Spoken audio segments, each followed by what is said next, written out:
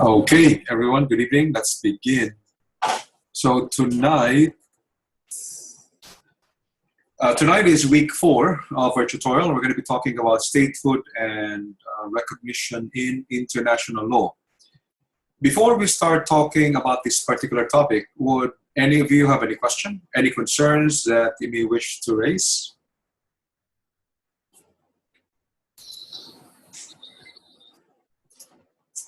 And I'm just going to mute everyone. If you want to say something, please raise your hand or unmute yourself. Questions, comments? None so far? Okay. If you want to say something, you need to unmute yourself. Yes, I've got something. Yes. Hello, Manjo. Hello. I just noticed that you put the forums up there for us to put our assignments into. Mm-hmm. I see that how you've labelled it with the questions for each group. Yes. Where do you want us to put our background at the beginning of each question? I would suggest you do that. Yeah, so it'll be kind of repetitive, but that'll be better because the way that Moodle is designed, you don't really know what's in one of the forums if you go on to the next. So it'll be good for you just to repeat the same set of facts across the 3 discussion forums that has been created for each group. Sure, great, thanks. Okay.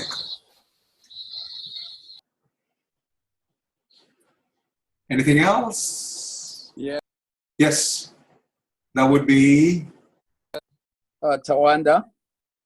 Yes, Tawanda, yes. Yeah, I wanted to find out with the word count 500 to 600 words, does it include the factual background in the questions? Yes. Okay.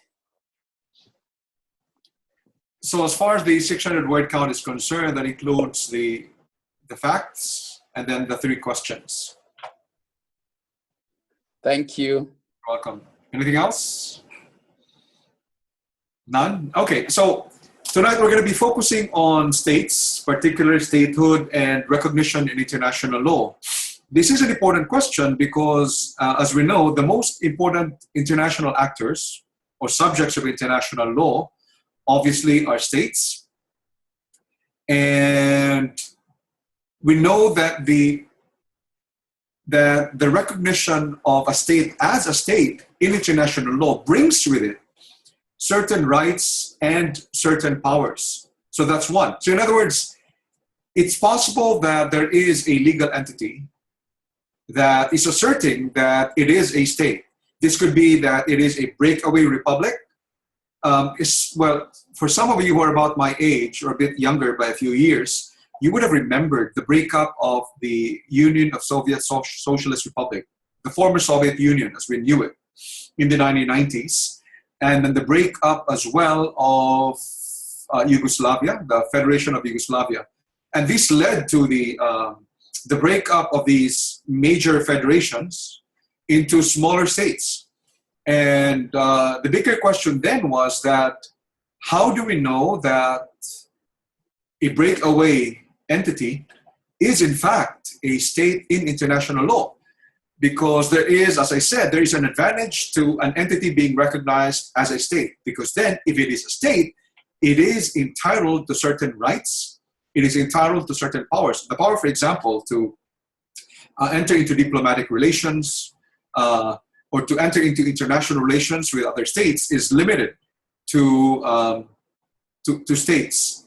The right against the use of force, the right to territorial integrity. These are rights which inhere in states.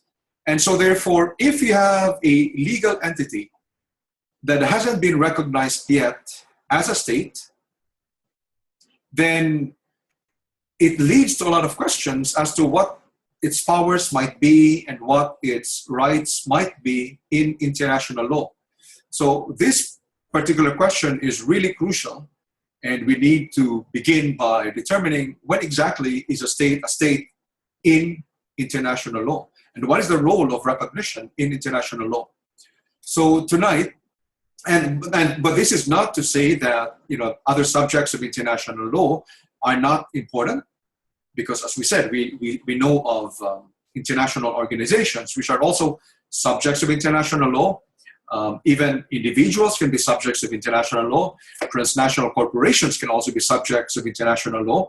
But as far as their legal personalities are concerned, so if you speak of that aggregation of rights, powers, duties, and responsibilities, it is only in relation to states that states have full legal personality. Because as far as other subjects of international law are concerned, they have constraints, for example, as far as the powers as an international person is concerned. And certainly if you speak of individuals, they are subjects of international law in the sense that international law, in a sense, owes them certain protections. For example, against international slavery or against genocide. But certainly they don't have the power to enter into diplomatic relations or enter into international relations with other subjects of international law. So our focus for this week would solely be on states, and in particular, we're trying to determine when is a state considered a state in international law. So in terms of objectives, after studying this topic, you should be able to discuss and explain the rights, duties, and powers of a state by virtue of its legal personality as a state, the criteria for statehood, and the effect of recognition by other states on the de jure existence of a state. So when I speak of de jure existence, meaning its existence as a state is according to law, not just according to the facts. So meaning it has a legal existence as a state. So what is the effect of recognition by other states on the legal existence of a state, as opposed to a de facto existence? Because it is possible, for example, in some parts of Africa, it may be possible that you have a state, and yet there is a geographic area that is not within the control of the governing power, not within the control of a government, meaning there is a rebel force. And in that particular case, what is the status in international law of a legal entity that insists that it has a legal personality under international law? And you can look at this in Syria, where you might have the ISIS or the ISIL controlling parts of Syria. You can have rebel groups opposed to the Assad regime controlling certain parts of Syria. Does it mean that that part of the territory which is run by these rebel groups actually constitute a state?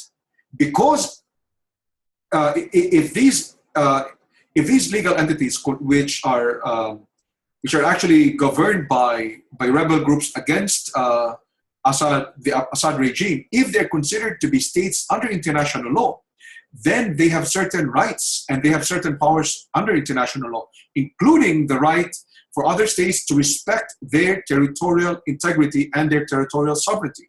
They may also have the right to diplomatic immunity as far as their officers are concerned. So the question, therefore, of when a state is a state under international law is a very, very important question. And tonight, for us to dig deeper into this particular topic, what we're going to do is to go through 3 discussion questions. 2 questions I created, and the third question is that which is from the book by Abbas. So we will begin with the 2 questions that I created for the purpose of better understanding this particular topic. So let's begin with question 1. So, Manjo. Megan. Hello. Sorry, can I ask you a question before we do that? Because I know it will completely slip out of my mind by the end. Yes. It occurred to me that some of the countries overseas that are constantly at war and trying to take each other's borders and inch their way in a little bit further and a little bit further. Yes. I have to wonder if they're trying to establish that the other countries don't have a defined territory, so they then can't be protected by the UN and those sort of entities. What do you think about that? So what they did was trying to grab a bigger amount of territory for the purpose of establishing themselves as a state. Would that be it? Would that be the question? Well, maybe not even establishing themselves as a state, potentially, I suppose, but just making sure that other people can't. Yeah. Well, the issue of territory is always important because under international law, in particular under customary international law, there is a recognition that a state has full sovereignty over its own territory. That is a crucial point because if a state has full sovereignty, power to control its own territory, what if there are certain crucial natural resources, which could be oil, or some other minerals, could be gold, it could be about diamonds as well. And which means, therefore, that if a state is recognized as a state in international law, it has exclusive control, sovereignty, and jurisdiction over its own territory, which means that other states, it would be a violation of international law for another state to enter into the territory of another state. So in relation to your question, perhaps that would be one reason why there would be an attempt perhaps of some entities, which might not be states yet, to try to increase the size of their territory. But as we will later on see, the geographic size of a territory, although it is an element of the criteria for statehood, is not really that important. Because you can have a small state such as New Zealand, or it could be Vanuatu, it could be Guam, it could be one of these Pacific Island states, and these are really small nation states. And if you compare, therefore, their land mass to that of China, or that of Russia, or the United States, or even that of Australia, their geographic land mass is really insignificant, but that does not deny their existence as states under international law.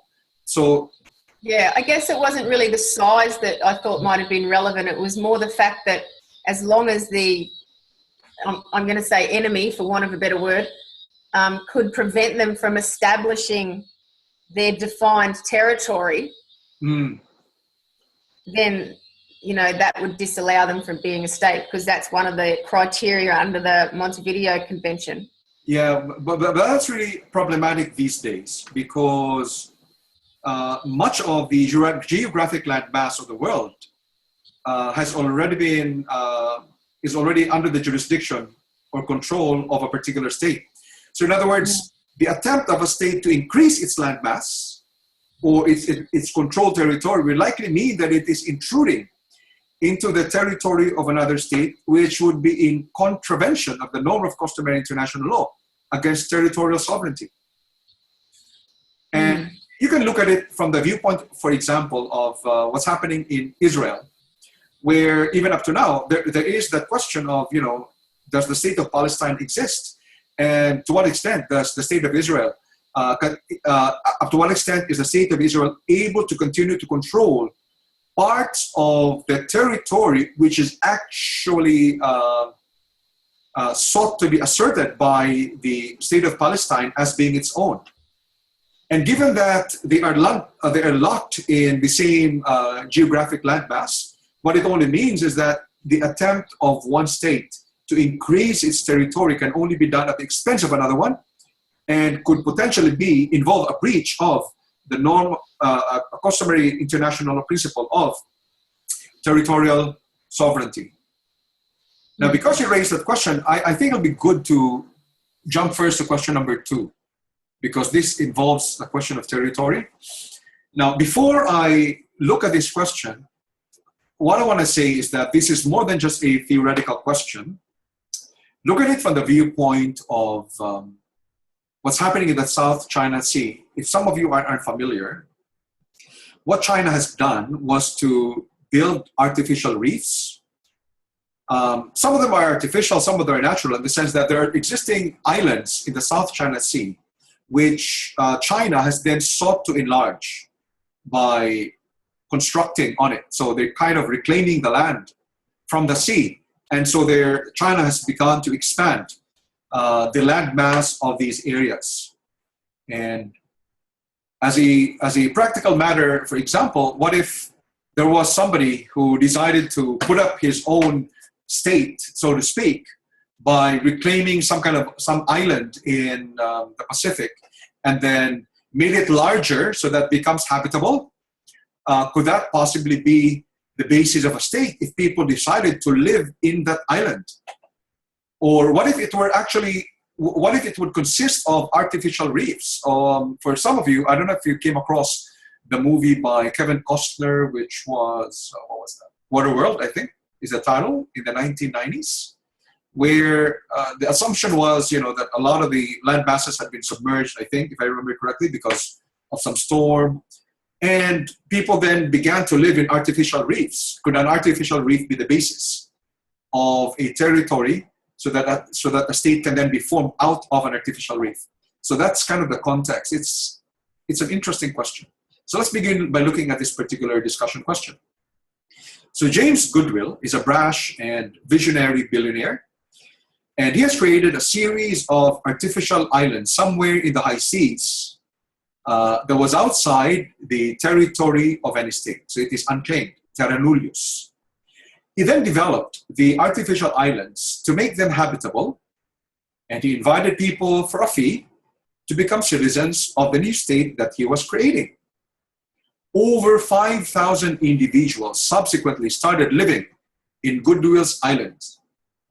Goodwill has come to you for advice on whether he can declare the existence of the new state of Goodwill. Advice, Goodwill.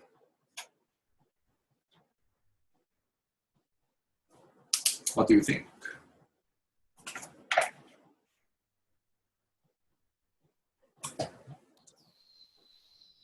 I'll have a little go at that, Manjo. Go ahead. So firstly, I saw what you did there with the state of goodwill thing. I thought that was a very good quip. Secondly, so in the Duchy of Sealand case with the German Federal Administrative Court, they said that an anti-aircraft platform and artificial island that was erected 8 miles outside the territorial waters of the UK did not satisfy the criterion of territory. Okay, very good. And then I also wrote here, apart from that, under the Montevideo Convention, Yes. if they were citizens, but there is a recognised system of government, a defined territory, and does Goodwill have capacity to enter into relations with other states? Okay. So, Megan, can you just remind us again, what were the 4 criteria for statehood under the 1933 Montevideo Convention? Sorry. Yes, microphone's still on. So a permanent population, and as you said before, with ranging numbers. I wrote down 2 references at either end of that scale. The smallest was 451 persons that were under the Vatican, up to 1.4 billion belonging to China. A defined territory, Yes. including land, sea and air that the state possesses and controls. Yes. A government, so they're not particular on what form of government, but it must be a sovereign government or one that has supreme independent authority and control over the territory that it claims. And lastly, capacity to enter into relations with other states and other subjects of international law. Yes. Okay. So going back to this question, if we follow the case of INRI Duchy of Sealand, why can't artificial islands be considered territory?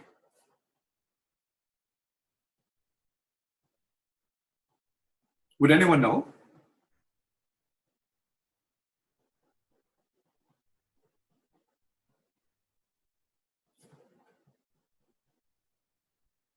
Would anyone know?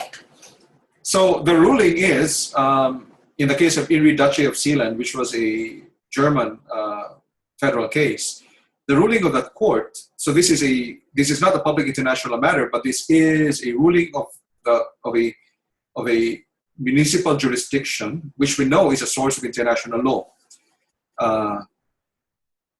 And the ruling of the German federal court there was that artificial islands cannot be the territory that can be the basis for the existence of a state. Why not? What's the ratio there? I would think that it's because It's not actually part of the land. Like in that case in particular, it was secured to the seabed by concrete pillars. So it was actually a glorified building, really. What's the problem with that? Well, it's not land. That's right.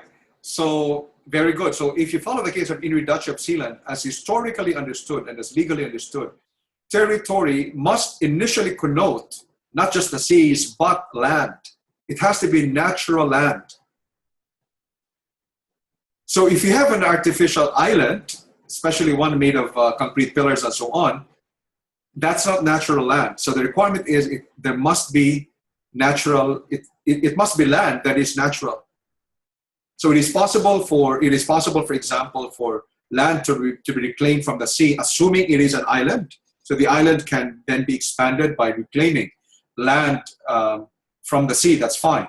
But an artificial reef or an artificial island itself is not natural land. And the requirement is there must be a natural land. So in that case, that would be one of the problems that Goodwill would face. It doesn't have a defined land territory. Okay, that's one. Would there be any other issues that you can see?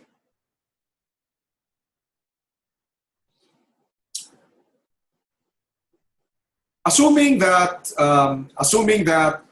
this wasn't an artificial island, assuming that what had happened was that he reclaimed an island somewhere in the Pacific. So therefore he can argue, I'm changing the facts a bit, assuming that what has happened was that Goodwill reclaimed an island. So there was a natural island, so there is a natural landmass somewhere in the Pacific, but what he then did was that using technology expanded the landmass of that island by reclaiming it from the sea, which happens all the time, right? We reclaim land to make it a bigger landmass. So assuming that Goodwill succeeds in expanding the land mass from a small island, so therefore, he can argue that there is a territory that might meet the definition of the 1933 Montevideo Convention. Would you then say that it is likely that Goodwill can establish the existence of a new state of Goodwill?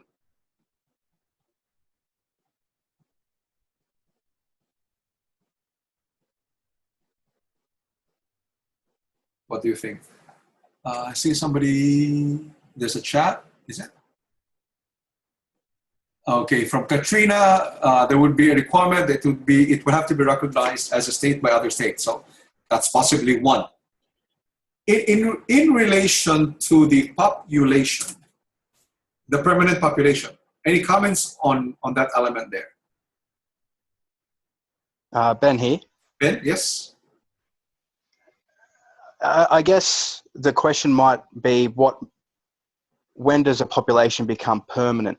Do they have to live on the island for a set amount of time or establish certain institutions? Yes.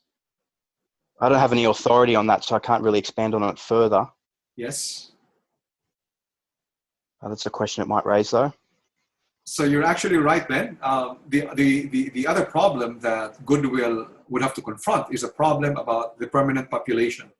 Following actually the same case of Inuit Duchy of Sealand, the court in that case said that it is insufficient for there just to be a population. There has to be a requirement that it is a thriving population. Not just so it cannot just be a population that lives on the basis of commerce. It has to be a thriving population where people are born and people die. So there has to be a community. It can't just be based on a commercial interest. So in this particular case, what we have on the basis of facts would be, these are people living in that island solely on the basis of commerce. So for there to be a permanent population that exists as a community of people, so there have to be children, kids have to be born, they have to grow within that island.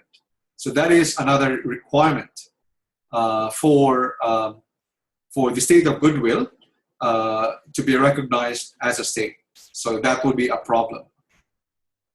And as Katrina pointed out, there is in fact also the other requirement under the Montevideo Convention and that is the capacity of a state to enter into legal relations. So possibly, if Jameson Goodwill is a billionaire, he possibly can attempt to enter into legal relations with other states.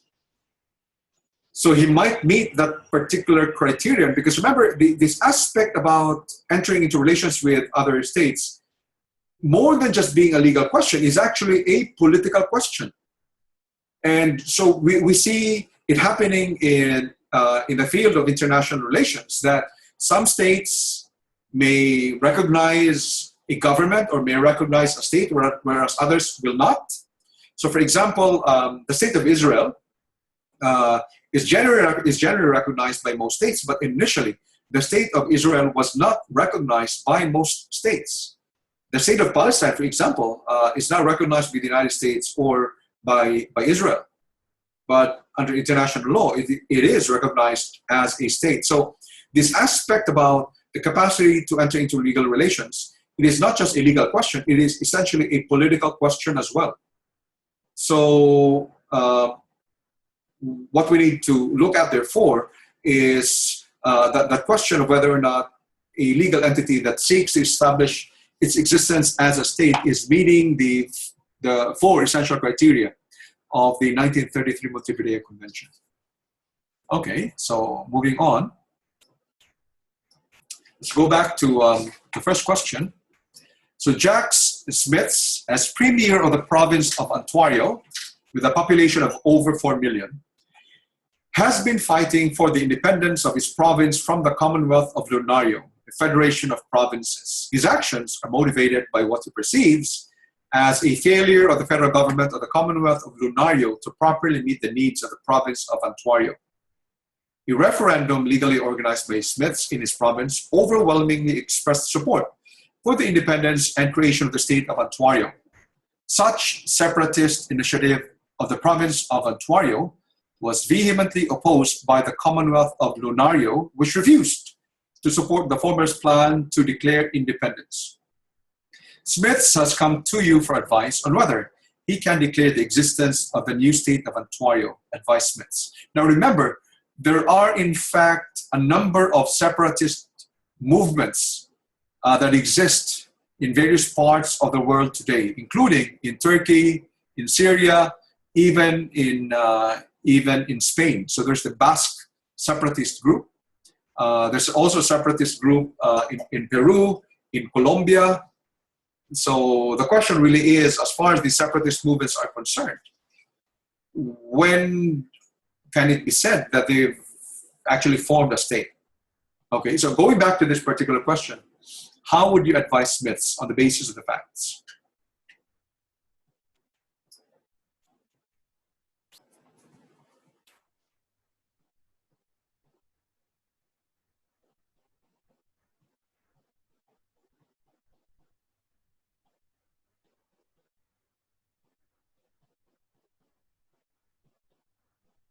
Comments?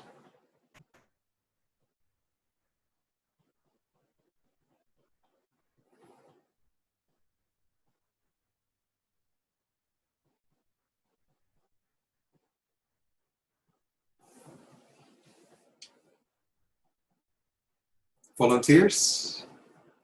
Give it a go. It'd be a total guess because I haven't done the readings on That's Statehood. all right. Michelle, yes? I'm guessing that it has something to do with the 4 elements again under that Montevideo Convention.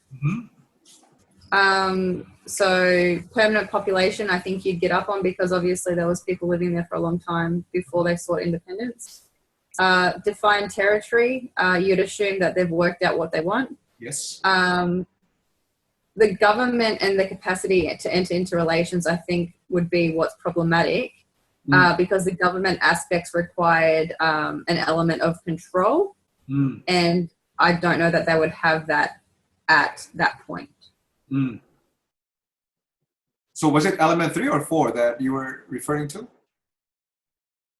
Well, I don't really know the practical difference between the two, because I think that element 4 stems off element 3. So if you don't have element 3, then you can't have element 4.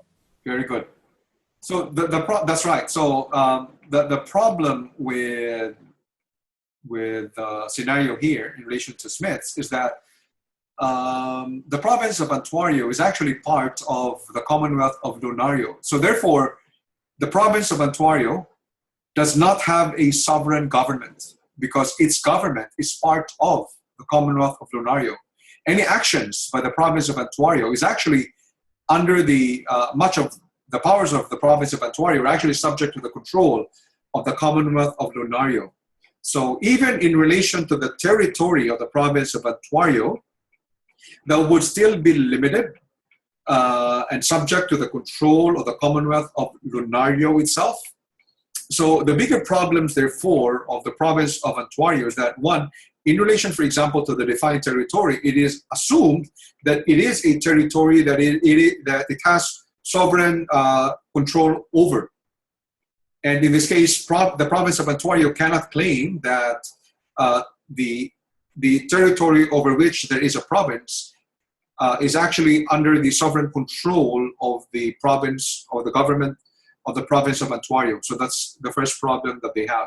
The second problem is that the government of the province of Ontario is not a sovereign government. It is within and subject to the Commonwealth of Lunario. And for this reason, because it is not a sovereign government, as correctly pointed out, it cannot be said that the province of Ontario would then have the power to enter into legal relations with other subjects of international law. So in this case, you would likely advise Smith that it would be difficult to establish the new state of Ontario because it is unlikely to meet the criteria of statehood under the Montevideo Convention. Yes. Again, this is something I know nothing about, besides, you know, what it appears like on the surface. But it sounds like the case of Serbia and Kosovo, okay, where it appeared that the US did recognize that Kosovo was independent from Serbia, and they started bombing Serbia to allow Kosovo to become Kosovo, which goes against what we're talking about here. That's right. So we make a distinction here because in the case of the problem with Kosovo and Serbia, for example, the reality of the ground was that there was an attempt actually on the part of the government of Kosovo, for example, to run itself independently from Serbia, for example. And as opposed to the scenario we have here, the province of Ontario has always been part of the Commonwealth of Lunario. And there is really no legal attempt on the part of the province of Ontario to assert its being a state apart from a legal attempt.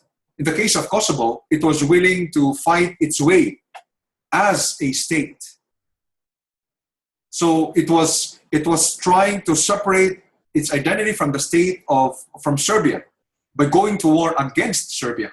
So it had its own military as well. It had its own army, which was fighting against the Serbian state.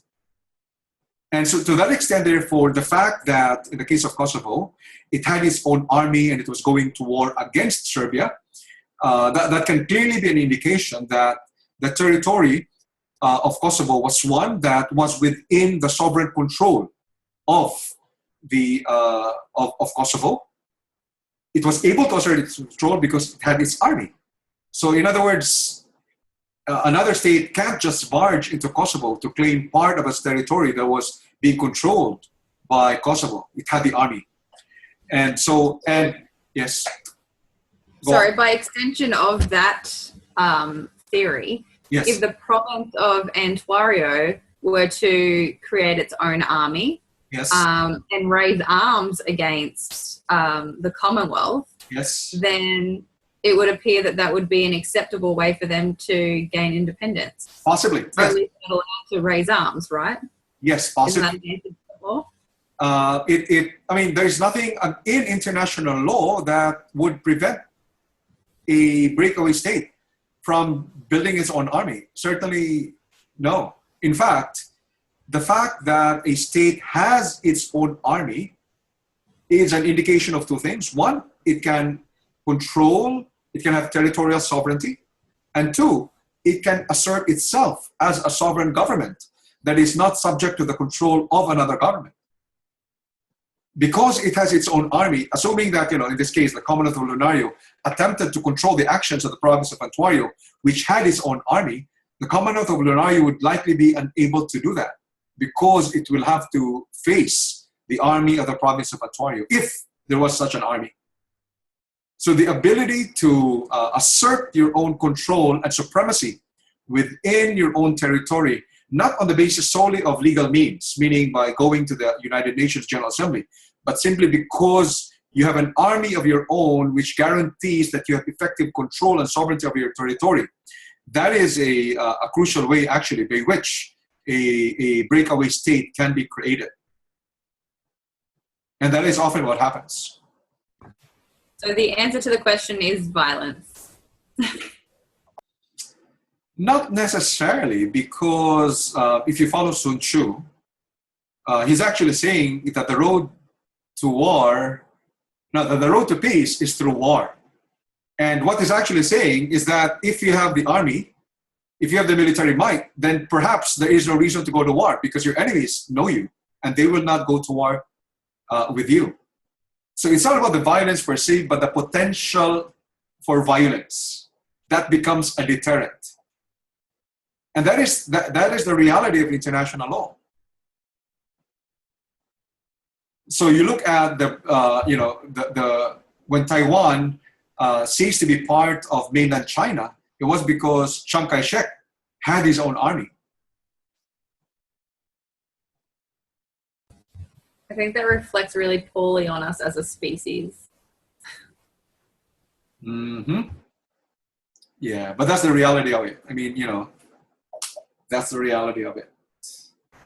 Okay, questions? So the fact that a so-called state has an army is crucial because it can tell the entire world that it has effective control over its territory. And secondly, it can tell the whole world that it has a sovereign government that is not subject to the dictates or control of another government. So it is the existence of an army or of a military, for example, that would allow a potential state to state and argue that it is a state because it has a sovereign government. So it is supreme within its own territory.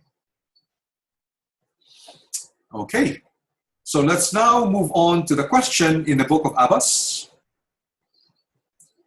So in relation to discussion question 3, Teletoys, a company registered in Condoma, entered into a contract in 2003 to supply, hang on. There's just so much noise. I'm gonna have to tell my son.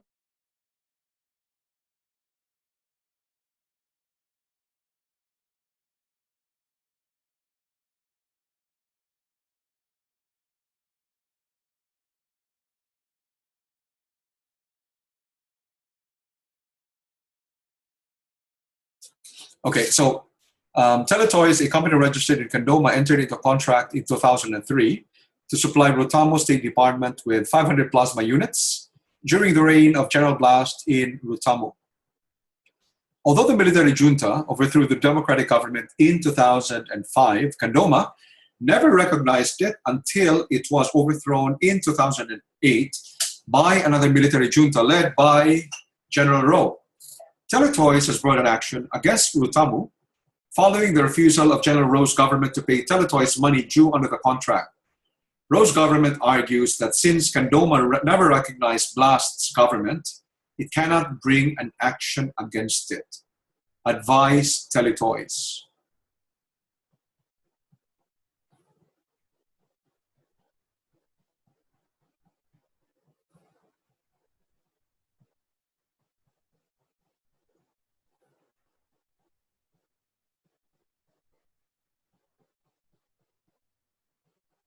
in the first place, if you look at, so this is coming from the book of Abbas, okay?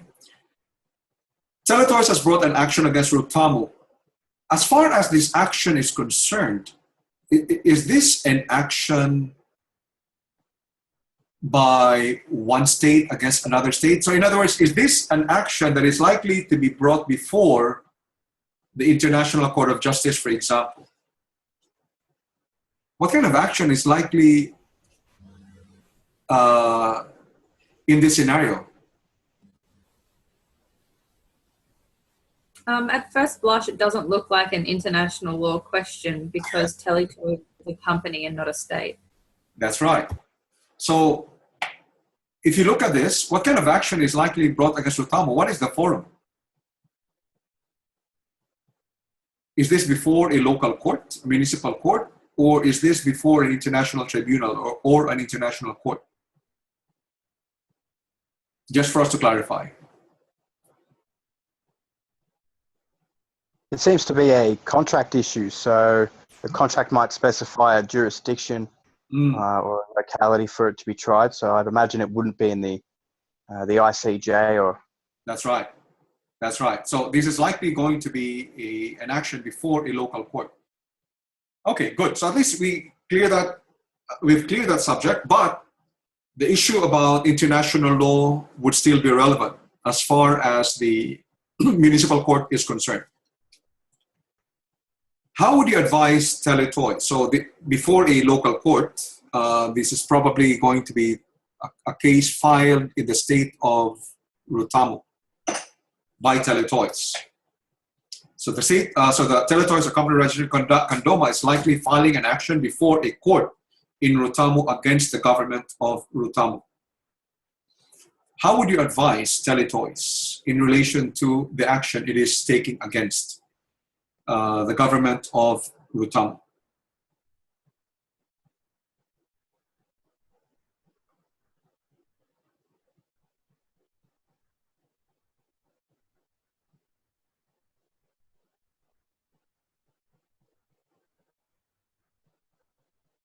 Can somebody explain? There are many aspects to this problem, actually. Let's try to go through those issues one by one.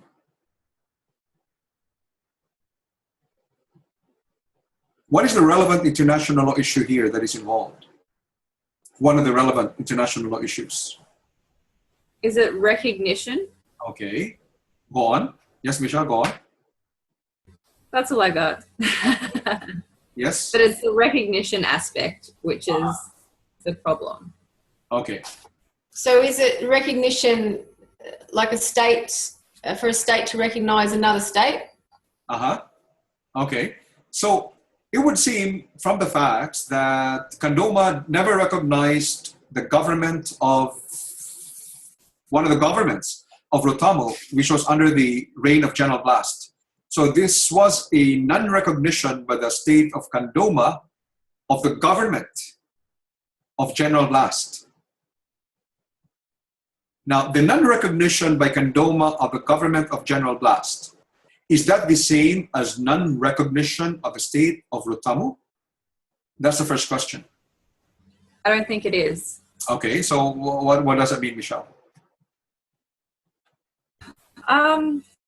I think that they can still have relations, even though they didn't recognize the government of the day. I think they still recognize the state. Okay. Go on. That's all I have. It's a guess. Okay. So what Michelle has pointed out, what Michelle has pointed out here is that although Kandoma may not have recognized the government of Rutamu, it is not the same as saying that the state of Kandoma does not recognize the state of Rutamu. So the government of Rutamu is only a component, a constituent element of the state. So just because one state does not recognize the government of a state does not mean that the state no longer exists under international law. So this is not a question about the existence of the state of Rutamu. It obviously exists in international law. This is a question of the effect, of the legal effect of the non-recognition by one state of the government of an existing state. Okay? So this isn't a question about recognition of a state. This is a question of a recognition of government. So the state exists. There is no question about that.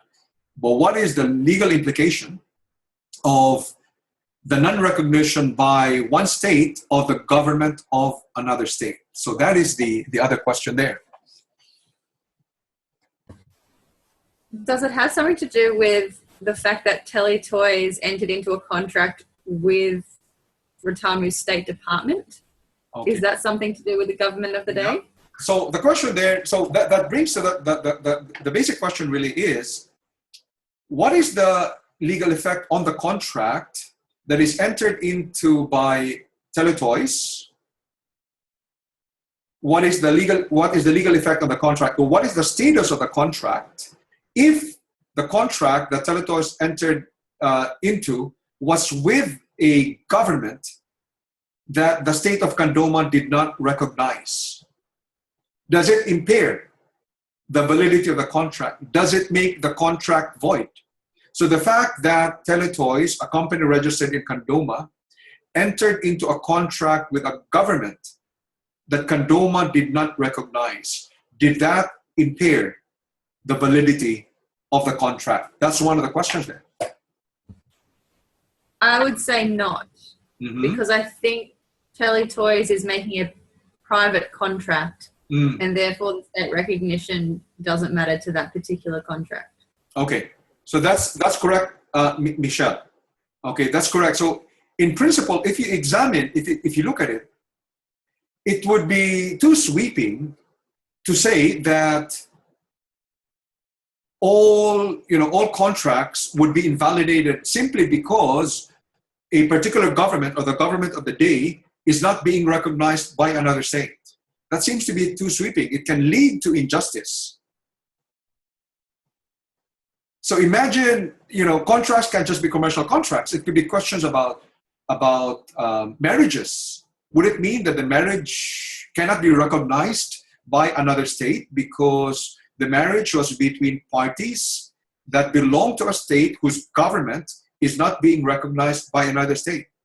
So that can lead to some absurd consequences. Okay, are we clear about that? Now, there is, however, a principle in international law that the forum or the courts of a state will not lend itself to another state if it does not recognize the government of that particular state. So there is another rule of a principle of international law where local courts will not open themselves to the state, to the government of another state, if that particular government is not recognized by a particular state. So this was the former position in the UK, where if a state, for example, tried to file suit in the courts of the UK, there would be a requirement. There would have to be a showing that the Foreign Office of the UK government actually recognized that state, and only then would the UK courts entertain a suit filed by that foreign government.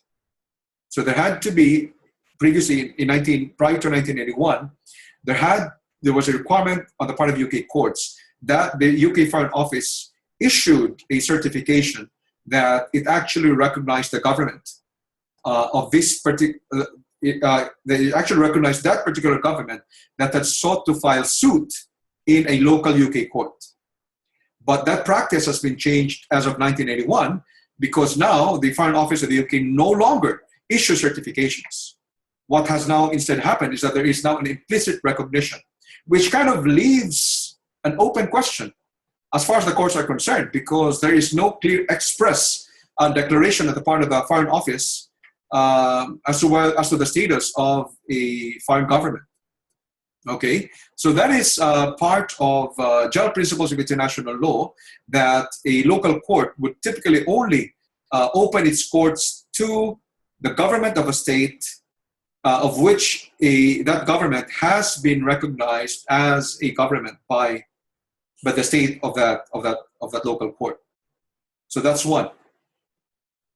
Now, you will notice, however, that in this particular case, it says here, Condoma never recognized it until it was overthrown in 2008 by another military junta. So there is in the facts, part of the facts are actually saying that the government of Condoma was never recognized until it was overthrown in 2008. So there was a recognition subsequent to the contracts having been entered into under the facts. The question is, what is the effect of that recognition, that subsequent recognition? Does it have a retroactive effect?